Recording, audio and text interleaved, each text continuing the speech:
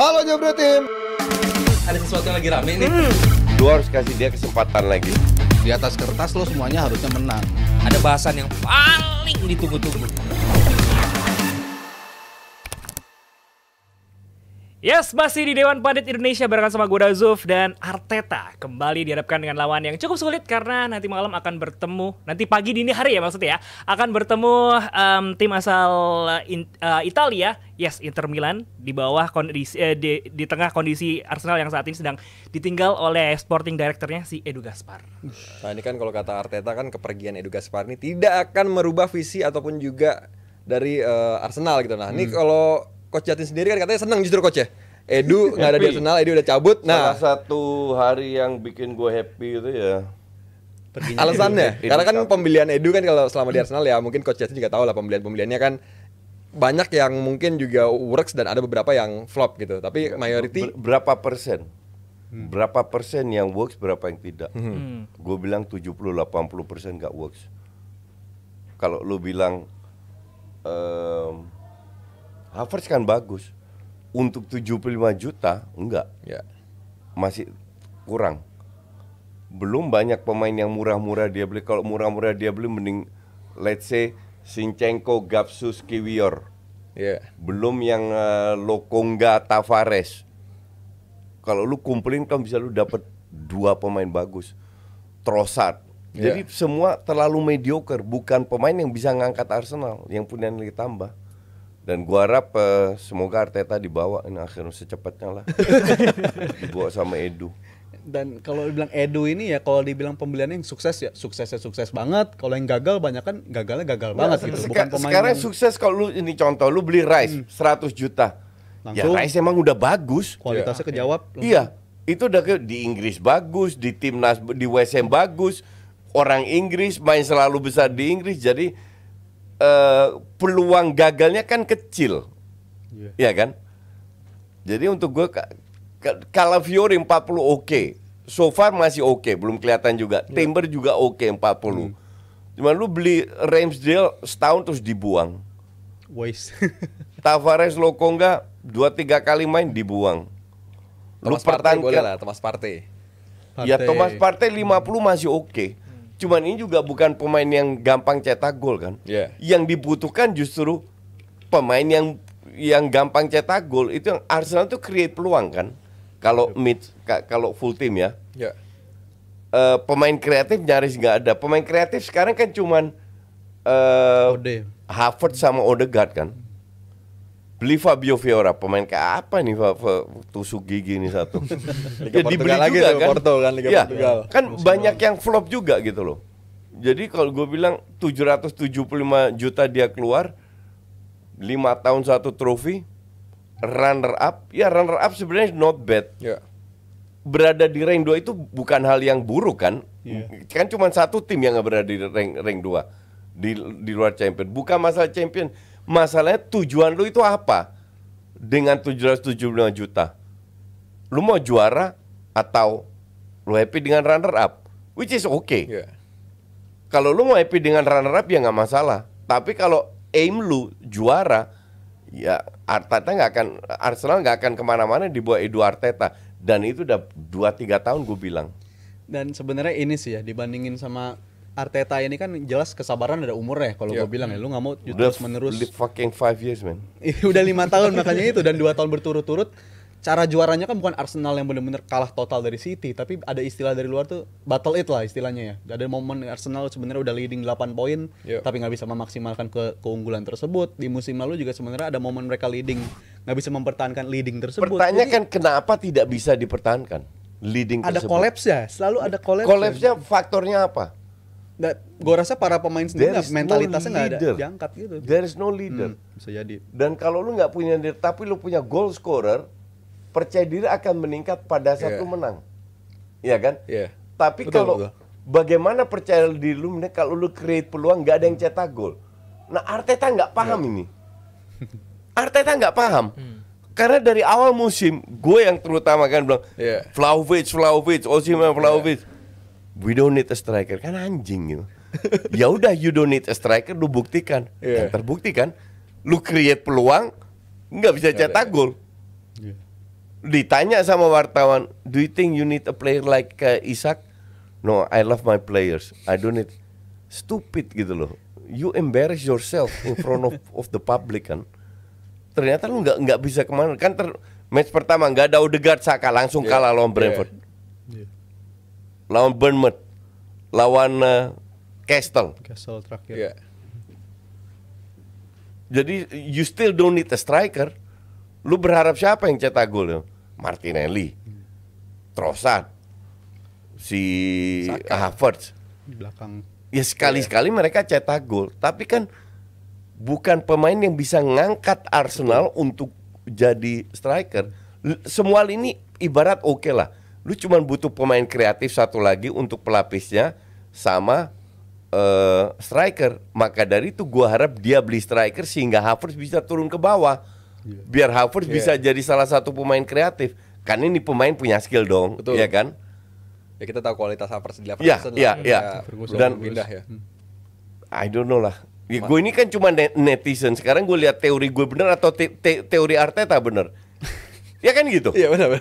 Ya ternyata gue yang bener kan sekarang apa yang gue katakan bahwa yang lu butuhkan itu nggak dia, menurut dia nggak butuh, sekarang dia butuh kan. Dan sebelum musim mulai kan ketika Arteta ditanya pertanyaan tersebut, dia bilang terus tugas gol dibebankan ke siapa? Dia bilang kolektivitas. Pemain-pemainnya bukan cuma striker harus bisa golin juga, tapi ada banyak momen khususnya beberapa pertandingan ya, kayak contoh lawan Atalanta di match pertama, abis itu pertandingan lawan Newcastle. Habis itu ada pertandingan lagi ketika mereka seri di kandang lawan Brighton juga. Menurut gue itu pertandingan yang mengindikasikan kalau peran striker tuh sebenarnya mereka butuhin banget sebenarnya. Karena di pertandingan-pertandingan kayak gitu. Lawan Bournemouth juga salah satunya, mereka punya peluang sebenarnya tetap bikin tapi nggak ada yang finishing peluang tersebut. Dan ada satu hal lain selain dari finishing ya, kecenderungan Arteta musim ini juga kalau mereka udah unggul, gue agak khawatir sih karena mereka unggul bertahan sendiri terus. Bertahannya terlalu berlebihan kalau gue bilang, nggak nyiptain apa-apa lagi. Main 3 back, gue nggak ngerti lah konsepnya Arteta. Dan praktis kalau lu main kayak gitu lu cuma ngundang tekanan dari lawan doang kayak gitu. Dan di musim ini gue sayang banget ya si Gabriel dan Saliba nggak sesolid di awal musim atau di musim yang lalu. Jadi menurut gue ada sesuatu yang salah sama lini belakang Arsenal juga di musim ini. Tapi jelas taktik Arteta setelah unggul tuh menurut gue benar-benar mengkhawatirkan. Kayak contoh pas lawan Liverpool, itu Liverpool goyang banget sebenarnya di babak pertama. Lu bisa nambah gol 1 atau 2 gol leading, lu bakal lebih aman. Nggak bisa gitu. kill the game kan? Dan itu terjadi lawan Brighton. Ya kalau 1 kali 2 kali mungkin ya kebetulan lah karena mereka turun dengan 10 man juga kan ketika lawan Brighton. Tapi itu terjadi terus menerus. Kalau mereka ada unggul nggak mau nyari gol lagi, menurut gue lu 3 kali kena kartu merah, 3 kali kebobolan. Ada yang salah dong. Emang kita nggak pernah lihat 10 pemain bermain cetak gol dan menang? Iya, ada. Kan sering kan? Sering betul. Kenapa lu? Ini berisik siapa sih? oh, anak les coach, pulang les. Coba tolong dibubarin. Anak lagi les. Oh enggak, gue bubarin tuh les. I mean lu ada yang salah dengan sistem lu. Gue setuju apa yang dia bilang. Nyerang unggul 15 menit main 3 back. Ngapain? Sekarang tim lu itu fokusnya ke menyerang atau bertahan gitu loh. Kalau lu mau bertahan ya udah sekalian aja bertahan langsung dari belakang kan. Tapi kan Arsenal dikenal di bawah Arteta dengan menyerangnya luar biasa, ball possession, create peluang. Kenapa tiba-tiba pemain lu suruh bertahan? Logikanya itu nggak ada. Dan kalau seandainya gue salah, ya lu buktikan aja bahwa sistem lu benar, lu nahan banyak poin. Tahun lalu itu one of the worst season dari Man City, setuju nggak? Haaland cetak 20 gol, Kevin De Bruyne cuma 15-16 main, banyak cedera. Mereka juara. Dan tahun lalu one of the best season dari Arsenal. Itu pun nggak juara. Jadi lu mau sampai kapan? Lu mau tetap mempertahankan Arteta, fine. Lu nggak akan kemana-mana. Lahirlah itu statement dari enjoy the moment. Ya, enjoy aja tiap minggu. One of the best season di tahun 2024 ya. Arsenal di paruh musim kedua di musim lalu tuh 17 kali main, 16 kali menang, 1 kali kalah. Itu menurut gue ada kaitannya dengan mungkin cara faktor burnout ya, pasti burnout. Tapi gue justru menyoroti faktor ini coach sih, psikologis sih. Bagi gue para pemain Arsenal ini kan pemain-pemain yang masih relatif masih muda lah rata-rata umurnya. Dan bagi gue ketika lu udah sedekat itu dengan juara dan lu ngerasa udah ngelakuin semua hal yang udah lu mampu gitu, 16 kemenangan. Udah ngelakuin maksimal nggak nyampe itu menyakitkan coach bagi para pemain. Salah. Gimana coach? Mereka itu kehilangan poin di winter break sebelum mereka ke Dubai. 5 match beruntun nggak menang. Fulham West Ham di 2023 Salah satu enggak, itu 5 match beruntun nggak menang. Di situ mereka kehilangan terus mereka nguber City. Di situ lahirlah 16 kali menang. 2024 mau turning Ya, point-nya itu. awal 2024 kan. Iya. Musim 2023-24 tuh. sebelum mereka ke Dubai itu 5 kali nggak menang. Pertanyaan gue itu bukan 16 kali beruntun menang. Kok bisa lu 5 kali beruntun nggak menang? Iya dong. Iya. Leader lu siapa? Siapa yang ngangkat pada saat lu nggak bisa cetak gol? Ya lu butuh striker. Tapi ini menarik sebenarnya. Yang 5 game di momen periode Desember itu ya, Iya. Desember ke Januari. Tapi pertanyaannya kan setelah itu mereka istilahnya training camp lah ya. Setelah training camp di Dubai. Ya. Jadi pertanyaannya apakah 16 kemenangan beruntun ini akan terjadi kalau seandainya mereka nggak ke Dubai? Itu kan belum tentu juga coach. Bisa jadi karena mereka terpecut dari faktor 5 game nggak menang. Nggak ada jadi beban. naik begitu. Mereka nggak ada beban karena di atas itu City. Mereka ngejar, Lebih ngejar. Mereka ya. ngejar. Bukan Bukan situasi mereka yang leading. mempertahankan ya. Iya, beda. Pressure-nya beda. Kalau mereka berada di rank 1, ujungnya kuber juga sama City. Belajar dari musim Ya, enggak, sebelumnya. karena leadernya di Arsenal siapa sih sebenarnya? Odegaard. I don't think so, bukan tipikal leader. Kita butuh sosok kayak Patrick Vieira, Iya. Roy Keane, Puyol. Iya. Gak ada di Arsenal. Itu yang membuat jeblok dan Arteta nggak beli sosok leader itu. Mungkin nanti di bursa transfer Januari. Lu masih mengharap Arteta setelah 5 Benar-benar. tahun? Karena semua second Gue chance sih nggak ada di situ. Gue nggak pernah berharap sama Arteta. Untuk gue sih udahlah enjoy the moment aja, every game aja gue enjoy. Nah, jadi momen nanti Arsenal lawan Inter Kemarin Milan. gue interview sama Onat de Leonardo, Oke. oke? Dia fans Arsenal juga. Dia bilang, coach apa yang terjadi kalau seandainya Arteta juara bukan Piala Ciki ya, Iya. IPL atau Champions League? Gue bilang gue akan bikin video gue minta maaf personal dalam bahasa Inggris ke Arteta. Karena gue tahu it won't happen. Iya. Gak akan. Champions League siapa lawan lu? Liverpool, Barcelona, Iya. Real Madrid, Man City. Do you think Arsenal menang semua lawan mereka? I don't think so. Munchen juga ada di sana, Munchen musim. Di Liga lu ketemu City, Liverpool yang lagi on fire dengan Odegaard nggak tahu kapan baliknya. Kalau dia balik, emang dia nggak bisa cedera lagi? Tapi Odegaard udah kembali kan? Iya, Mulai emang latihan dia nggak ya. bisa cedera lagi. Belum Saka antar cedera. Siapa pelapisnya Saka?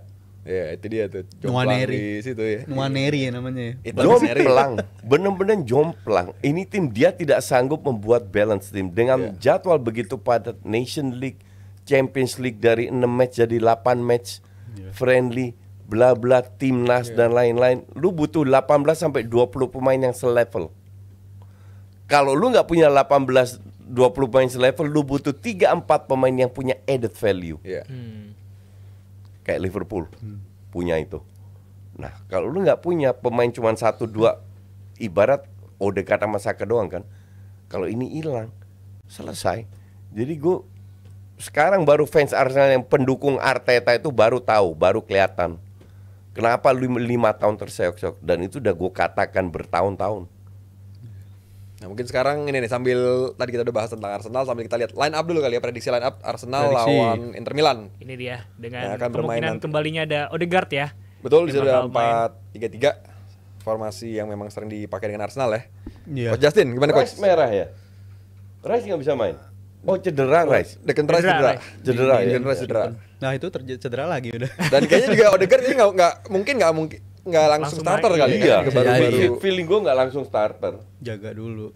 Jadi Merino di situ, Thomas Partey balik ke posisi Banyak asli. berharap aja lah. Ya karena ini bukan Tim ngarep aja lah. nggak akan Striker nggak ada, tapi kan ada itu, ada Raheem Sterling. Oh enggak ya? Lu Ada Sterling. ketemu tim yang gue bilang Inter lagi nggak bagus juga Iya. di Serie A. Jadi ya sebenarnya nggak perlu kalah. ya. Oke, nggak perlu kalah lawan Inter Milan. Tapi ya kalau nggak ada yang susah cetak gol ya susah. Kecuali Havertz, Martinelli, Saka lagi kerasukan rohnya Diego Maradona. Berubah. Baru mereka bisa berubah. Ya, Sterling enggak. Ya Sterling gue rasa he deserve more peluang, Oke. chance untuk main. Iya. Kayaknya kurang dipercaya juga. Terakhir juga nggak dimainin kan. Iya. Tapi ya itulah Arteta, gue nggak ngerti lah pelatih katro.